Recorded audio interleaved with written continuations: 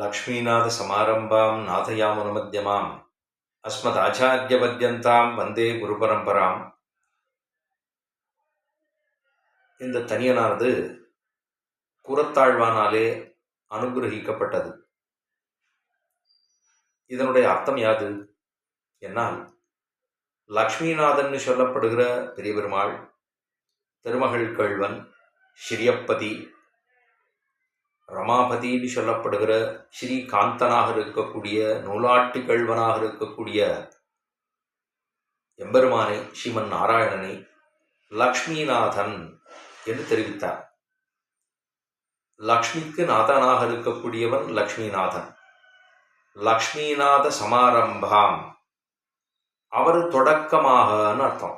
லக்ஷ்மிநாத சம ஆரம்பாம், அந்த பெரிய பெருமாள் தொடக்கமாக, ஷியப்பதி தொடக்கமாக, திருமகள் கேள்வன் தொடக்கமாக என்ன அர்த்தம். லக்ஷ்மிநாத சம ஆரம்பாம், சமாரம்பாம் ஆரம்பமாறுது.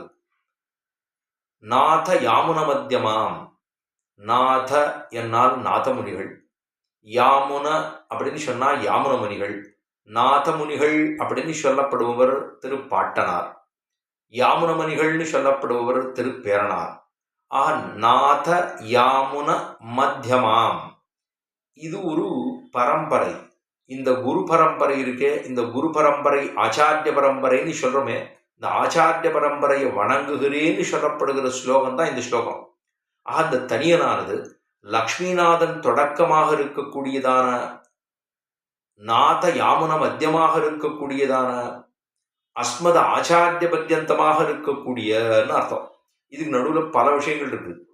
ஆச்சாரியர்கள் பல பேர் உள்ளார்கள் என்னங்கிறது பார்ப்போம். லக்ஷ்மிநாதன் தொடக்கமாகன்னு சொல்லியிருந்தாலுமே கூட, லக்ஷ்மிநாதனாக இருக்கக்கூடிய பெரிய பெருமாள் என்ன, பெரிய பிராட்டியார் என்ன, விஸ்வக்சேனர் என்ன, நம்மாழ்வார் என்ன, இதெல்லாம் ஒரு பக்கம். முதல்ல பெரிய பெருமாள், பெரிய பிராட்டியார், விஸ்வக்சேனர்னு சொல்லப்படுகிற சேன முதலியார், அதுக்கப்புறம் நம்மாழ்வார் ஆச்சா. அதுக்கப்புறமாக நாதயாமுன மத்தியமாம்னு சொன்னார் இல்லையோ. அப்ப நாதமுனிகள், நாதமுனிகள் உய்யக்கொண்டார், மணக்கால் நம்பிகள், ஆளவந்தார், பெரிய நம்பிகள், எம்பெருமானான்னு சொல்லப்படுவா. இவா எல்லாரும் சேர்த்து. அப்ப இது எல்லாத்தையும் சேர்த்து சொல்லணும் இல்லையோ. அதுக்காக அவர் சுவாமி என்ன சாதிச்சிருக்கார், லக்ஷ்மிநாத சமாரம்பாம் நாத யாமுன மத்தியமாம் அஸ்மதாச்சாரிய பர்யந்தாம்னு சொல்லிட்டார். இப்ப அதுக்கு நடுவில் நாதமுனிகள் என்ன, உய்யக்கொண்டார் என்ன, மணக்கால் நம்பிகள் என்ன, ஆளவந்தார் என்ன, பெரிய நம்பிகள் என்ன, எம்பெருமானார் என்ன. அவர் தான் நாயக கல்லாக இருக்கிறார். இந்த யதிராஜேன நிமக்த நாயகஸ்ரீகின்னு சுவாமி வேதாந்த வாசிரியர் தெரிவிக்கிறார். நடுவுல மத்தியமாக இருக்கக்கூடிய இந்த ஹாரம், ஒரு பெரிய ஹாரம் இருக்கு. இந்த ஹாரத்துக்கு நாயக கல் வேணும் இல்லையோ. அந்த கல் ஆறு அப்படின்னா நாயகஸ்ரீயாக இருக்கக்கூடியவர் சுவாமி எம்பெருமானார் அப்படிங்கிறது. முதல்ல ஒரு பக்கம்னு சொன்னோம்னா பெரிய பெருமாள், பெரிய பிராட்டியார், விஸ்வக்சேனர், நம்மாழ்வார். அதுக்கப்புறமா நாதமுனிகள், உய்யக்கொண்டார், மணக்கால் நம்பிகள், ஆளவந்தார், பெரிய நம்பிகள், எம்பெருமானார். எம்பெருமானாருக்கு அப்புறம் எம்பார், பட்டர், நஞ்சியர், நம்பிள்ளை, வடக்கு திருவீதி பிள்ளை, பிள்ளலோகாச்சாரியார், திருவாய்மொழி பிள்ளை, மணவாள மாமுனிகள்னு சொல்லப்படுகிற இது ஒரு பக்கம். மொத்தமா சேர்த்தோம்னா இந்த ஆச்சாரிய பரம்பரை எல்லாரையும் சேர்ந்து நமஸ்கரிக்கிறேன்னு அர்த்தம்.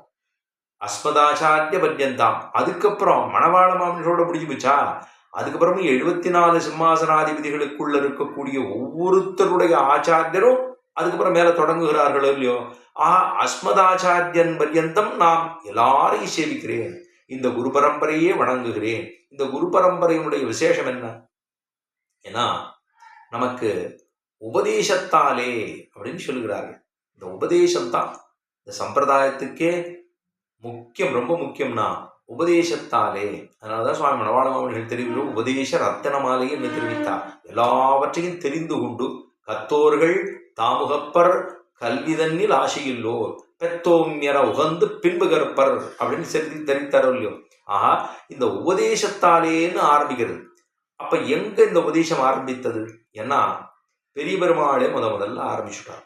ஏன்னா அவர் ஆரம்பிச்சு கொடுக்கணும் இல்லையோ. ஒருத்தர் நமக்கு சொல்லணும், நம்ம திரும்பி ஒருத்தருக்கு சொல்லணும் அப்படின்னா நமக்கு ஒருத்தர் ஆரம்பித்து கொடுத்திருந்தாலும் நாம் பிறருக்கு சொல்வது அப்படிங்கிறது இருக்கும் இல்லையோ. இப்போ பெருமாள் ஆரம்பிச்சுட்டார், தானே முதல்ல ஆரம்பிச்சிருவோம் அப்படின்னுட்டு தான் நிறைய சாஸ்திரங்களை எம்பெருமானுக்கு அவதரிக்க வேணுங்கிற அவசியம் கிடையாது. அஜாயமானனாக இருக்கக்கூடிய அஜாயமானஹா பகுதா விஜாயத்தேன்னு சாஸ்திரம் சொல்லுகிறது. ஆனால் அவன் பிறப்பிலியாக இருக்கக்கூடிய எம்பெருமான் தானும் பிறக்கிறான். அவன் எதுக்காக பிறக்கிறான்? பிறந்துதானும் சேட்டுதங்களை பண்ணுகிறான். இந்த சேட்டுதங்களை பண்ணுவதனாலே நாம் அவனை பற்றி நினைக்கிறோம். அவனை பற்றி நினைப்பதினாலே நம்முடைய கர்மங்கள் எல்லாம் தொலைகிறது. நம் கர்மங்கள் தொலைவதனாலே எம்பெருமானுடைய திருவடி தாமர்களுக்கு நிஜமான கைங்கரியத்தை பெறும்படியான ஒரு பிராப்தத்தை அவனே கொடுக்கிறான் அப்படிங்கிறது தானே. ஆஹா, எம்பெருமான் முதல்ல உபதேசம் பண்ண ஆரம்பிச்சான். எங்கே ஆரம்பிச்சான்னா திருமந்திரத்தை தான் உபதேசம் பண்ண ஆரம்பித்தான். பதரீகாசிரமத்தில் முதல்ல திருமந்திரத்தை உபதேசம். படுலோகாச்சாரியா தானும் அதை முமுட்சுப்படியிலே தெரிவிக்கிற பொழுது, சம்சாரிகள் தங்களையும் ஈஸ்வரனையும் மறந்து ஈஸ்வர கைங்கரியத்தையும் இழந்து அது இழந்தோம் என்கிற இழவுமன்னிக்கே சம்சாரமாகிற பெருங்கடலிலே விழுந்து நோபட சர்வேஸ்வரன் தன் கிருபையாலே அவர்கள் தன்னை அறிந்து கர்மரம் சேரும்படி தானே சிஷ்யனுமாய் ஆச்சாரியனுமாய் நின்று திருமந்திரத்தை வெளியிட்டருளினான்னு முதல்ல சுவாமி தான் முமுட்சுப்படியில திருமந்திர பிரகரணத்தில் ஆரம்பத்தில் தெரிவிக்கிறார். ஆஹா, சம்சாரிகள் தங்களையும் மறந்தான், ஈஸ்வரனையும் மறந்தான், ஈஸ்வரனுக்கு பண்ணக்கூடிய கைங்கரியத்தையும் மறந்தான். மறந்துட்டு அவன் எப்படி இருக்கான்னா பெரிய கடல்ல விழுந்துட்டான். இந்த சம்சாரங்கிற பெருங்கடலிலே விழுந்து நோவிடுகிறான். அந்த நோவு பட்டானோ இல்லையோ, அது படுறதும் இல்லை. தாம் அப்படி இழந்துட்டோம்ங்கிற இழப்பு கூட அவனுக்கு தெரியலையாம். ஆறாரோ எத்தையோ சாப்பிட்டுவிட்டு அவன் மாட்டுக்கு கீழே கிடக்கானோ இல்லையோ, எந்த வஸ்திரம் இருக்கா இல்லையா, இவன் ராவா பகலா ஒன்றும் தெரியாமல் அப்படியே கிடக்கானோ இல்லையோ. இப்போ இவனும் அப்படித்தான் இருக்கான். சம்சாரி சேதனனும் அப்படித்தான் உள்ளான். நான் யாரு, எதுக்காக வந்திருக்கேன், ஏன் பிறந்தேன், எப்படி பிறந்தேன், என்ன தெரிந்து கொள்ள வேணும், எங்கே போய் சேர வேணும், எது என்ன எதுன்னு ஒன்றும் தெரியல இல்லை. அப்படியே எப்படியோ இருக்கணுமோ இருக்கணும், அப்படியே இருந்துட்டு இருக்குமோ இல்லையோ. அது மாதிரி இல்லாமல் இந்த சம்சாரி சேத்தனர்கள் எல்லாம் சம்சார கடல்ல விழுந்திருக்காளாம். இவர்களை திருத்த வேண்டும் என்றுதான் தானே சிஷ்யனுமாய் ஆச்சாரியனுமாய் நின்று தானே சிஷ்யனா இருக்காராம், தானே ஆச்சாரியனா இருக்காராம். திருமந்திரத்தை உபதேசித்தருளினான். எங்கே? நரநாரணனாய் உலகத்தரநூல் சிங்காம விரித்தான்னு திருமங்கையாழ்வாருடைய திருவாக்கு.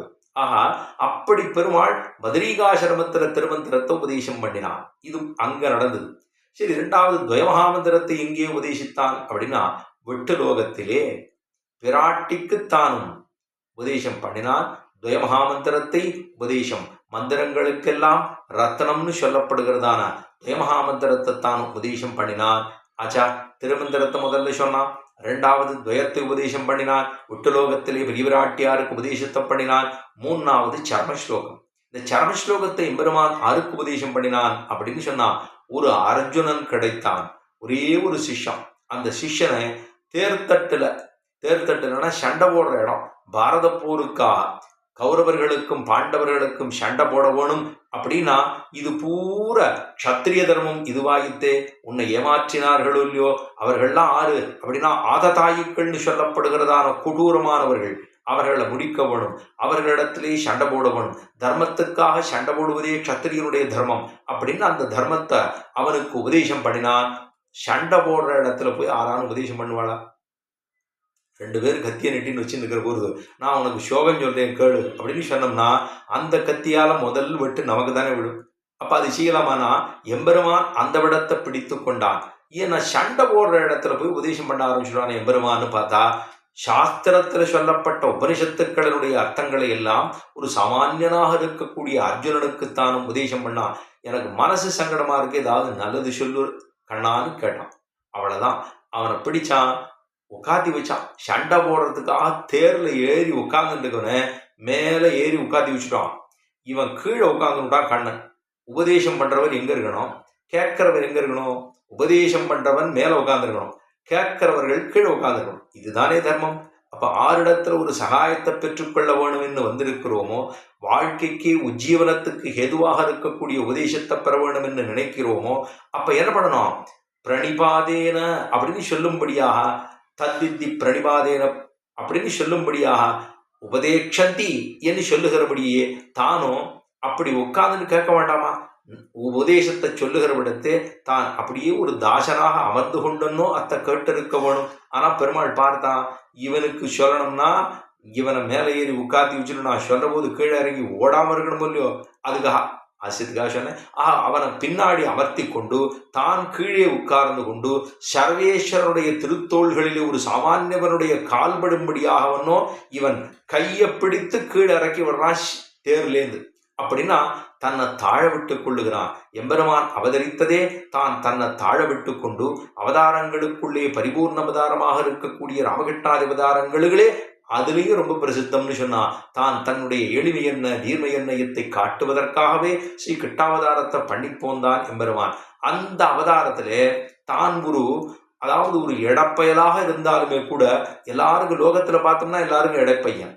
தன்னுடைய அத்தபிள்ளைன்னு நினைத்து கொண்டு இருக்கக்கூடிய அர்ஜுனன் அவனை எப்படி அடே அங்க அப்படின்னு சொல்லும்படியா தானும் இருந்தானோ இல்லையோ. அப்புறம் விஸ்வரூப தரிசனத்தை காட்டினான். அப்ப தானும் கடைசி அத்தியாயத்திலே 18வது அத்தியாயத்திலே தானும் 66வது ஸ்லோகமாக சர்வதர்மான் பரித்யஜ்ய மாம் ஏகம் சரணம் பிரஜ அகம் தா சர்வபாவேபியோ மோக்ஷயிஷ்யாமி மாசுஜான்னு சொல்லப்படுகிற அந்த சரம ஸ்லோகத்தை தானும் உபதேசித்தான்.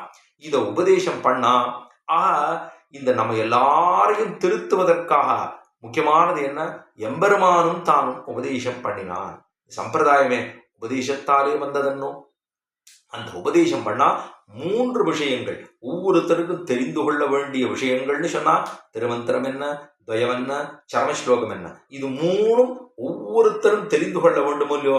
அதைத்தான் சுவாமி பிள்ளவலஹாரியன் தன்னுடைய மோட்சப்படியிலே திருமந்திர பிரகரணமாக, துவய பிரகரணமாக, சரமஸ்லோக பிரகரணமாக 3 பிரகரணங்களாக சுவாமி தானும் கொடுத்துள்ளார்.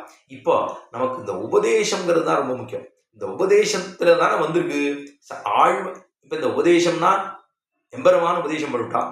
பெரிய பிராட்டியார் உபதேசம் பண்ணாரா அப்படின்னா அவர் சேர முதலியாருக்கு உபதேசம் பண்ணினார். அதுக்கப்புறம் சேர முதலியார் உபதேசம் பண்ணாரான்னா நம்மாழ்வாருக்கு உபதேசம் பண்ணினார். நம்மாழ்வார் உபதேசம் பண்ணாரா அப்படின்னு கேட்டோம்னா ஏன் அவ்வளவு கொடுத்திருக்காரு.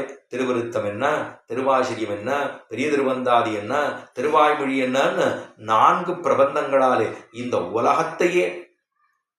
இந்த உலகத்தையே திருத்தி பணிகொள்ள வேண்டும் என்றுதான் தானும் அவதரித்திருந்தார். அந்த அவதாரத்துல தானும் உபதேசம் பண்ணிருக்காரு.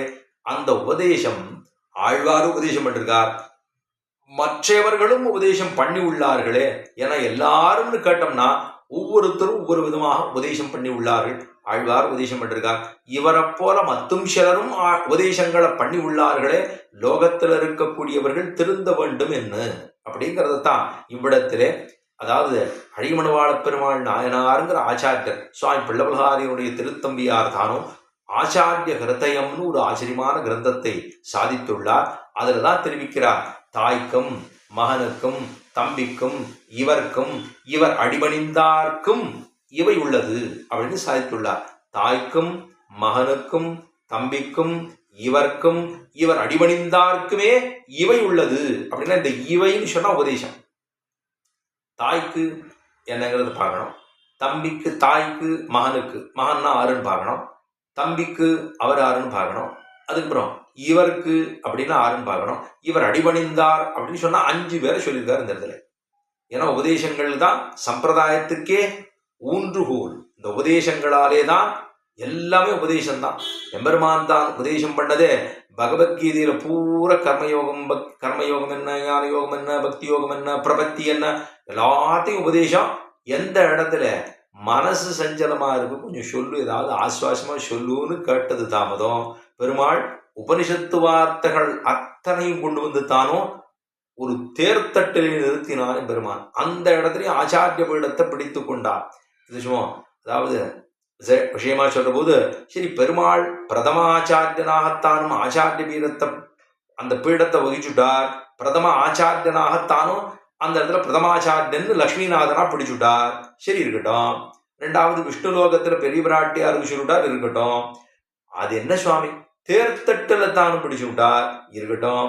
ஆனா தான் இந்த திருமந்திரத்தை உபதேசம் பண்ற போது பத்ரிகாசிரமத்துல தான் உபதேசம் பண்ணிருக்காரு இல்லையோ, இருக்கட்டும். திருமந்திரத்தை தானே யாரா இருக்கார், நரனாக நாராயணனாக பெருமாள் இருக்காரே தான் உபதேசம் பண்றார், இருந்துட்டு போட்டோம்.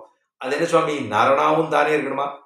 அவருக்கு வேற ஆளே கிடைக்கலையா? ஏன் வேற யாராவது இருந்தா ஆகாதா? தானே தான் அதுக்கும் இருக்கணுமான்னா, சிஷ்யர்கள் இருக்கக்கூடிய இருப்பு நாட்டார் அறிய வேணும் என்பதற்காக, சிஷ்யர்கள் இருக்கும் இருப்பு நாட்டார் அறியாமையாலே அத்த அறிவிக்கைக்காக சுவாமி பிள்ளவராரியன் தெரிவிக்கிறார்.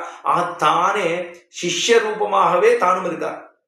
இருந்துட்டு இவர் ஒருத்தர் உபதேசம் பண்ண அவரை கேட்டுக்கிற மாதிரி இப்படி வச்சிருக்கார். இப்ப இந்த உபதேச முகத்தாலேயே வாழ்ந்து போகக்கூடியதோ இல்லையோ சம்பிரதாயம். ஆனா இந்த இடத்துல தாய்க்கும் என்று முதல்ல ஆரம்பிக்கிறார். தாய்ங்கிறது ஆறு அப்படின்னா பெரிய பிராட்டியார்னு சொல்றோம். அந்த பெரிய பிராட்டியார் ஆறு? அகில ஜெகன் மாதரம் அஸ்மன் மாதரம் சரண்ய சரண்யாம் அனன்ய சரணா சரணமகம் பிரபத்தியேன்னு சுவாமி எம்பெருமானார் தானோ சரணாகதி அனுஷ்டித்தாரே பெரிய பிராட்டியாரிடத்தே இருவருமாக இருக்கக்கூடிய மிதுனத்திலே பங்குனி உத்தர திருநன்னாளிலே தானும் சரணாகதி அனுஷ்டித்தார் எம்பெருமானார். அந்த பெரிய பிராட்டியாருடைய அம்சமாகவே சீதா பிராட்டித்தானும் அவதரித்து போந்தாளே அந்த தாயார் இருக்காளோ இல்லையோ, அவ உபதேசம் பண்ணிருக்கா. யாருக்கு உபதேசம் பண்ணா? ராவணனுக்குத்தானும் உபதேசம் பண்ணினாள். என்ன சொன்னா? ஐயா, நீ பண்றது ரொம்ப அனர்த்தத்தை விளைவிக்கும், இது செய்யாதே, கொண்டு போய் ராமனிடத்திலே ராகவனிடத்திலே ஒரு மெத்திரனாக கையை கோத்து கொண்டு போ அப்படின்னு சொல்லிட்டா. பண்ணது என்னவோ போன்ட்டு இனிமே வேண்டாம், நீ ராமன் எப்பேற்பட்டவன் தெரியுமா, அந்த ராகவனிடத்திலே கை கோத்துக்கொள். அப்படி மித்திரமோபைகும் கர்த்தும் ராமஹா என்ன மித்திரனாக நீ கைகோர்த்து கொள்ளலாம் ராமனிடத்திலே. நான் சொல்றேன் கேளு, விட்டுடு என்று சொன்னா நிறைய உபதேசம் பண்ணி பார்த்தா கடைசி அவன் ஒரு நாளும் ஒன்றையும் கேட்டுக்கொண்டதாகவே தெரியவில்லை. இதுதான் நடந்தது. கடைசியா என்ன ஆயிடுது? அது இல்லாமையாலே ராவணன் முடிந்தே போனான்னு சுவாமி பிள்ளவராரியன் தெரிவிக்கிறார். புருஷகால பலத்தாலே காகன் தலை பெற்றது, அது இல்லாமையாலே ராவணன் முடிந்தே போனான்னு தெரிவிக்கிறார். அவன் என்ன அசக்கியா அபசாரமாக என்ன படுறோம்னு தெரியாமல் தானும் பட்டான் பட்டான் பட்டான் அனர்த்தப்பட்டே போனான் அப்படின்னு சொல்றோம். தான் பெரிய விராட்டியார் தானும் உபதேசம் பண்ணினாள். இது தாய்க்கும். சரி, இரண்டாவது மகனுக்கும். மகன்கிறதாரு? பிரகலாதாழ்வான் தானும் ஆருக்கு? ஹிரண்யகசிபுக்கு தானும் பிள்ளையாக அவனும் உபதேசம் பண்ணி பார்த்தான். ஏன் அனர்த்தப்பட்டு போகிறானே தன்னுடைய தந்தை, யாருக்குன்னு தெரியலையே. இவன் எம்பெருமான் ஒருவனே இருக்கானே.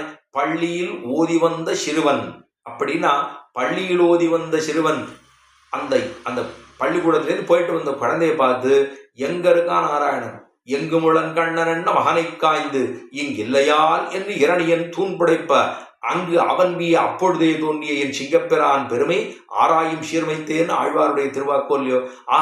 அந்த பிள்ளை சொல்லி சொல்லி பார்க்குறான் கடைசி வரைக்கும். நாராயணனே பரம்பொருள், நாராயணனே ஜெகத்காரணன், நாராயணனே ஆதி, நாராயணனே அந்தம், நாராயணனே எல்லாரையும் சிருஷ்டி பண்ணி சிதி பண்ணி சம்ஹரிக்கக்கூடிய ஒரே ஒரு பரம்பொருள் அப்படின்னு சொல்லி பார்த்தான். பலவாறு உபதேசம் பண்ணி பார்த்தான். ஒரு நாள் கேட்டுக்கிறதா தெரியலையோ இல்லையோ. ஆனா அதுக்காக பெத்த பிள்ளையை முடிக்கும் அளவுக்கு தானும் துணிந்தான். இதுதானே நடந்தது. இத்தனை தூரம் இருக்கானே அவனுக்கு உபதேசம் பண்ணி பார்த்தானோ இல்லையோ. ஏன்னா நம்மை பெற்ற தந்தை, அந்த தந்தையை போய் அவருக்கு ஒரு கட்டம் ஏற்பட்டதுன்னா அந்த பிள்ளைக்கு பொறுக்காது இல்லையோ. அதுக்காக கடைசி வரைக்கும் தானும் சொல்லி பார்த்தான். ஒரு நாளும் நடக்கவே இல்லையே. கடைசியாக ஆராயும் சீர்மைத்தேன்னு சிங்கப்பெறானாக தானும் அவதரித்தான். நரஹரியாக நிசங்கப் பெருமானாக தானும் அவதரித்தவனை முடித்தே போந்தான்னா ஒரு பாகவதனிடத்தில் பெற்ற அவசாரமானது அவனே முடிந்து போனான். பார்க்கிறப்போ இல்லையோ. அந்த ஹிரண்யகசிபு தானும் முடிந்து போனான். இது யார் உபதேசம் பண்ணினான்? பிரகலாதாழ்வான் தானும் உபதேசத்தை பண்ணினான். தாயானவள் பெரிய பிராட்டியானவள் சீதா பிராட்டியானவள் ராவணனுக்கு உபதேசத்தை பண்ணி போந்தாள். எதுக்காக? நல்லது நடக்க வேணுமே, நீ அனர்த்தப்பட்டு போகிறாயே என்பதற்காக. பொறுக்க முடியலையே அவளுக்கு. சொல்லி பார்த்தா இதே தந்தை அனர்த்தப்பட்டு போகிறானே என்று உபதேசத்தை பண்ணினான் மகனாக இருக்கக்கூடிய பிரகலாதாழ்வான். தாய்க்கும் மகனுக்கும் தம்பிக்கும். தம்பியாரு? விபீஷணாழ்வான் தானும் தன்னுடைய அண்ணாவுக்கு தானும் உபதேசத்தை பண்ணி பார்த்தான். ஐயா, நீ இப்படி பண்ணாதே, ரொம்ப தப்பு பண்ற, இது வேண்டாம், கொண்டே விட்டு ராமனிடத்துல விட்டு விடு அப்படின்னு சொல்லி பலவாறு தானும் எல்லாத்தையும் விட்டுட்டு ராமனிடத்துல வந்து விழுந்தார். பரித்யக்தா மயாலங்கா மித்ராணிச்ச தனானிச்ச பவத்கதம்மே ராஜ்யஞ்ச ஜீவிதஞ்ச சுகாதிஞ்சன்னு சொல்லும்படியா எல்லாவற்றையும் விட்டு விட்டு கடைசியா வந்து விழுந்தான். ராமனுடைய திருவடிகளிலே வந்து சரணாகதி அனுஷ்டித்தான் அப்படிங்கிறத பார்க்கிறோம். அவர் உபதேசம் பண்ணார். விபீஷணன் தன்னுடைய தம்பி அண்ணாவுக்கு உபதேசம் பண்றார். ஐயா, இப்படி பண்ணாதே என்று பலவாறு உபதேசம் பண்ணி பார்த்தான். கேட்கவே இல்லை ராவணன். ஆஹா, தாய்க்கும் மகனுக்கும் தம்பிக்கும் இவருக்கும், இவர்னு சொன்னா ஆறுனா நம்மாழ்வார் சொல்றா. ஏன்னா உபதேசம்ங்கிறது ரொம்ப வசதியோ இல்லையோ, இந்த உபதேசத்தால உஜ்ஜீவித்து போகும்படியான உபதேசங்களோ இல்லையோ, ஏதோ இங்க வாழ்வதற்காக சொல்லக்கூடிய உபதேசங்கள் அல்ல. எதுக்காக சொல்றோம்? இந்த இந்த உலகம் நீர்த்து இந்த உடம்பை விட்ட பிற்பாடு எம்பெருமானுடைய திருவடித்தாமர்களுக்கு நித்தியமான கைங்கரியத்தை பெரும் வண்ணமாக இருக்கக்கூடிய உபதேசங்களோ இல்லையோ, வாழ வேணும் என்பதற்காக. எங்கே வாழ வேணும்?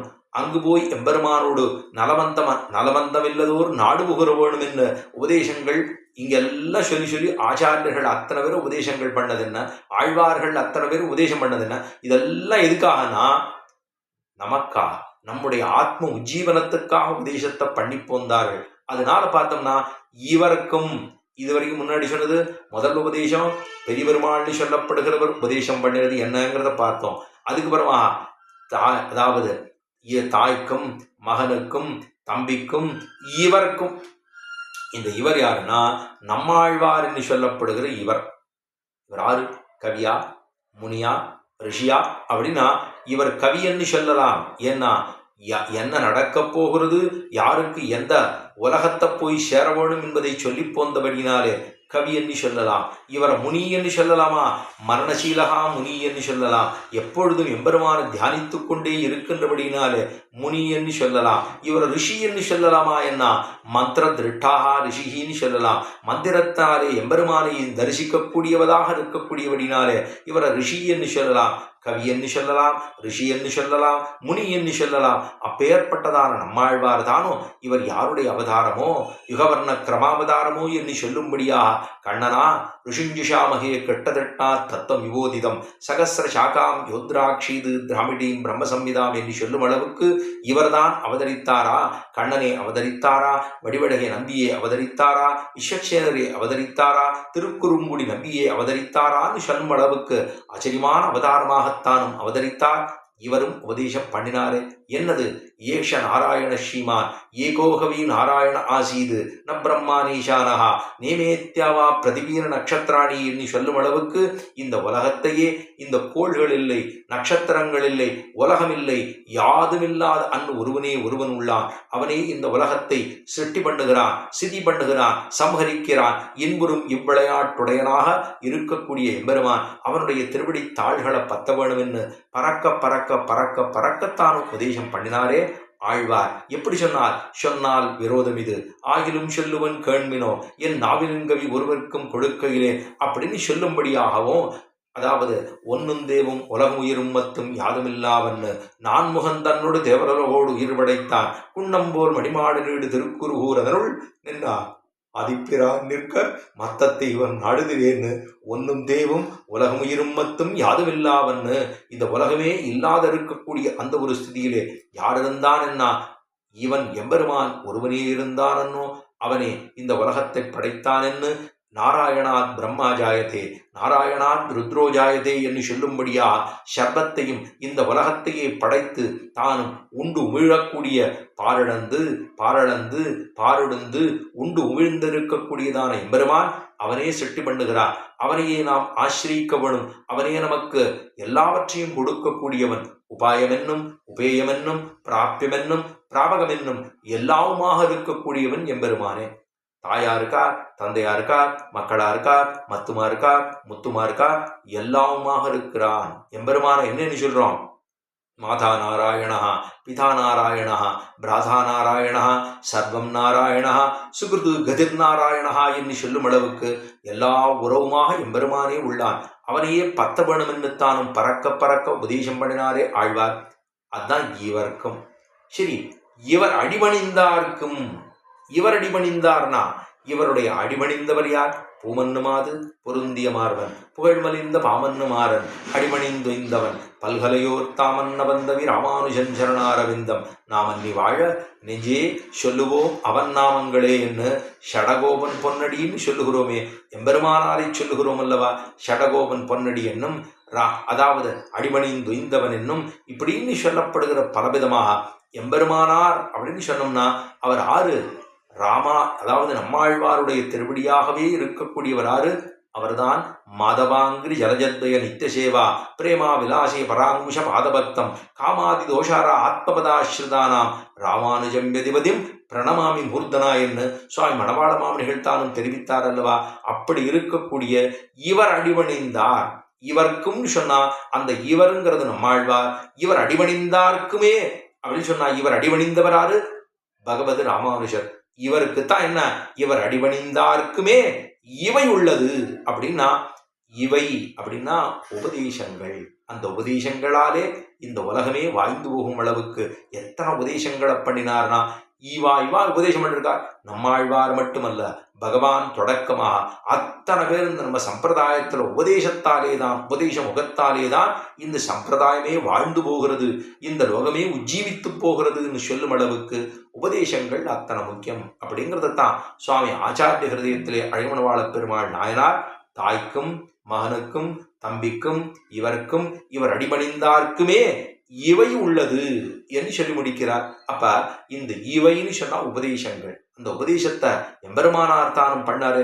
பாருலகில் ஆசையுடையோர்க்கெல்லாம் ஆரியர்கள் கூறுமென்னு ஒரான் வழியாய் உபதேசித்தார் முன்னோர் ஏறார் எதிராசர் இன்னருளார் பாருலகில் ஆசையுடையோர்க்கெல்லாம் ஆரியர்கள் கூறுமென்னு பேசி வரம்பெருத்தார் பின் அப்படின்னு எம்பெருமானார் சரபதி எம்பெருமானார் தரிசனம்னு சொல்லும் அளவுக்கு மணவாள மாமனிகள் தான் உபதேச ரத்ன மாலையிலே சொல்லி போந்தாரே. இந்த உபதேச ரத்ன மாலை கடைசியில ஒரு பரசுத்தி கொடுக்குறார். இந்த உபதேச ரத்ன மாலை தன்னை சிந்ததல்லாலும் சிந்திப்பார் எந்தை எதிராசர் இன்னருளுக்கு என்ன விலக்காகி சதிராக வாழ்ந்திருவர்தாம் அப்படின்னு கடைசியா இந்த உபதேச மத்திர மாலை யாரெல்லாம் சொல்றாங்களோ அவர்களுக்கு என்ன கிடைக்குமானா, எம்பெருமான் இன்னருளுக்கு இலக்காகி, எம்பெருமானாருடைய இன்னருளுக்கு இலக்காகி சதிராக வாழ்ந்திடுவர் அப்படின்னு நன்னாக இந்த பிராப்தத்தையே பெற்றுப்போவர்கள்னு சொல்லணும்னா உபதேசங்கள்ங்கிறது அத்தனை முக்கியம். சம்பிரதாயத்தில் பூர்வாச்சாரியர்கள் என்ன, எம்பெருமான் தொடக்கமாக மத்துமுள்ள ஆழ்வார்கள் என்ன, ஆச்சாரியர்கள் என்ன, இவர்கள் எல்லாரும் இந்த ஒவ்வொரு ஜீவாத்மாவும் தானும் நல்ல கதியை அடைய வேணும் என்பதற்காக பலவாறு தான் உபதேசத்தை பண்ணி போந்தார்கள். ஆறு எம்பெருமானே சர்வரக்ஷகன் என்னும், அவனே ஜெகத்காரணன் என்னும், அவனே சர்வ நியந்தா என்னும், அவனுக்கு இருக்கக்கூடிய விபூதியை போய் சேர வேணும் என்னும், அவனுடைய கல்யாண குணங்களை அனுபவிக்க வேணும் என்னும் அப்படின்னு பலவாறு தான் உபதேசங்களை பண்ணி உள்ளார்கள். 4 வேதங்களுக்கு சமமாகத்தான் நம்மாழ்வாருடைய பிரபந்தம் உள்ளது. திருவிருத்தம் என்ன ரிக்வேதத்துக்கு சமமாக, திருவாசிரியம் என்ன யஜுர்வேதத்துக்கு சமமாக, அதர்பண வேதத்துக்கு சமமாக, பெரிய திருவந்தாதி என்ன சாமவேத சாரமாக, திருவாய்மொழின்னு இதன் மூலமாக நமக்கு கொடுத்தது என்ன அப்படின்னு கேட்டால் உபதேசம் அப்படிங்கிறத சொல்லிக்கொள்ள வேணும். அப்படிங்கிறதுக்காக இந்த ஒரு இடத்துல விண்ணப்பம் பண்ணி உள்ளேன். ஆழ்வார் எம்பெருமானார் ஜீயர் திருவடிகளே சரணம், ஆச்சாரியன் திருவடிகளே சரணம். ஸ்ரீமதே ரமஜாமாத்ரு முனீந்திராய மகாத்மனே ஸ்ரீ ரங்கவாசினே பூயாது நித்யஸ்ரீ நித்தியமங்கலம்.